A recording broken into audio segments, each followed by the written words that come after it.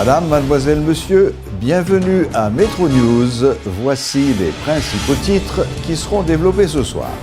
Le Conseil électoral n'a pas tenu ses promesses. Contrairement à ce qui avait été annoncé, les résultats définitifs de la présidentielle ne seront publiés que le 3 janvier 2017 au lieu du 29 décembre. Entre-temps, l'organisme électoral commence à publier progressivement les résultats définitifs des dernières élections législatives. Ces résultats n'ont pas vraiment évolué. Reprise ce jeudi du processus de vérification des procès-verbaux au centre de tabulation. Après une courte pause, les juges électoraux se sont remis au travail. Ils entament la dernière ligne droite. Les résultats définitifs des élections présidentielles seront publiés le 3 janvier 2017 au lieu du 29 décembre. L'annonce a été faite par le Conseil électoral provisoire dans une note rendue publique jeudi. Selon cette note, signée par le directeur exécutif du CEP, Udair Antoine, l'action en récusation produite par les partis contestataires le mardi 27 décembre dernier est à la base de ce report. Le porte-parole du PHTK affirme pour sa part que son parti n'a pas été informé officiellement du report au 3 janvier 2017 de la proclamation des résultats. M. Erivo qualifie de comédie la reprise des vérifications de procès-verbaux et la requête en récusation des juges électoraux formulée par les partis La Paix et Petite Dessalines. Il appelle les conseillers électoraux à continuer de travailler sérieusement pour enfin clore une parenthèse électorale qui n'a que trop duré. Rappelons que le CEP avait rejeté mercredi la demande de récusation des juges électoraux formulée par les partis contestataires, ce qui va entraîner la reprise des vérifications ce jeudi.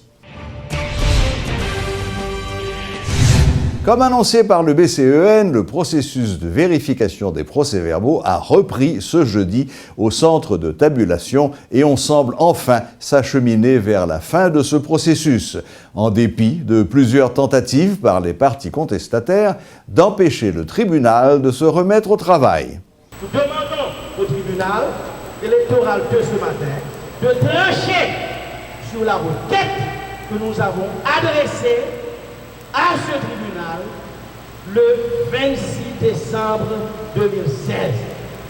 Et la demande est claire, le tribunal doit se ressaisir, le tribunal doit retourner à la raison, le tribunal doit retourner au principe pour ne pas plonger le pays dans un chaos. Donc la demande est claire, reprendre l'opération de vérification au point où elle a été suspendue, c'est-à-dire depuis le jeudi 22 décembre 2016 à 4h39 du matin. Ils ont laissé la salle, ils ont commis une erreur grave. Nul ne profite de ses propres erreurs en droit. Nul ne profite de ses propres erreurs. Maintenant, ils sont retournés, ils sont ici pour faire du tapage et voire même adresser des propos malsonnants, comme ils ont l'habitude de le faire. Honorable magistrat, votre tribunal ne peut nullement retourner en arrière. Ce serait une faute très grave commise par votre tribunal. Ainsi donc, nous vous demandons de rejeter de revers de main cette demande téméraire et chimérique proposée par la partie adverse qui n'ont rien en main pour défendre leur cause, et ce sera bonne et valable décision, honorable magistrat.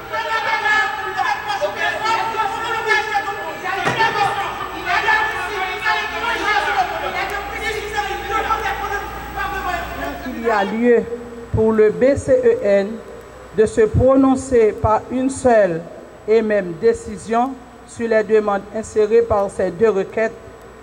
Par ces motifs, le BCEN rejette les requêtes des candidats à la présidence Jude Célestin, Moïse Jean-Charles, pour être contraires aux faits et aux prescrits du décret du 2 mars 2015 en vigueur et des règlements du contentieux électoral amendés. En conséquence, ordonne la poursuite de la vérification jusqu'à son aboutissement. Donné de nous en date du 29 décembre 2016 avec l'assistance de notre greffier. Merci.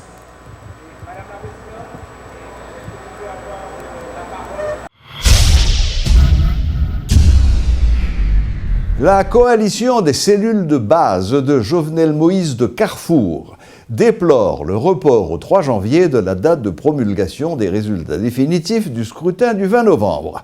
Le porte-parole de cette organisation de base, Maître Lamar Bélizaire, exhorte le CEP de Léopold Berlanger à la prudence.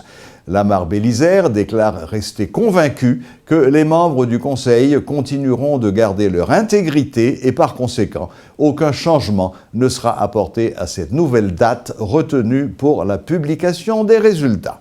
Dans le niveau de tabulation, on nous dit Jean résultat, peuple a été voté. Jean résultat, peuple a été voté. Vote peuple n'a pas changé. Résultat a été intact. Résultat a été inchangeable. Résultat a été Jean Déa. N'importe les instance concernée qui c'est conseil électoral là qui lui-même qui seule instance qui mieux placée que la présidence pas qu'un secteur dans le pays qui a influencé l'instance là d'autant que n'a tout profité féliciter personnage l'autre personnage comme Carlos Ekil l'autre Bélanger et Léopold Bélanger moun ça c'est pas moun qui a influencé donc nous crois que moun ça c'est une nation compter sur crédibilité yo sur moralité yo sur capacité yo donc résultat, Jean Déa nous dit que le peuple a été tête frette. Le responsable de l'OCID déplore le report de la proclamation des résultats définitifs au 3 janvier. Ronnie Desroches estime toutefois que ce nouveau délai permettra d'achever la vérification et d'en finir avec les contestations tout en garantissant un week-end de fin d'année paisible aux citoyens haïtiens. La représentante spéciale du secrétaire général des Nations Unies et les autres membres du corps groupe annoncent dans un communiqué qu'ils ont pris note de la décision du Conseil électoral provisoire de reporter la publication des résultats définitifs du premier tour au 3 janvier. Cette structure, qui regroupe les ambassadeurs du Brésil, du Canada, de la France, de l'Espagne, des États-Unis d'Amérique, de l'Union européenne et le représentant spécial de l'Organisation des États américains, appelle toutes les parties prenantes à attendre la publication officielle des résultats par le CEP dans le calme et la sérénité.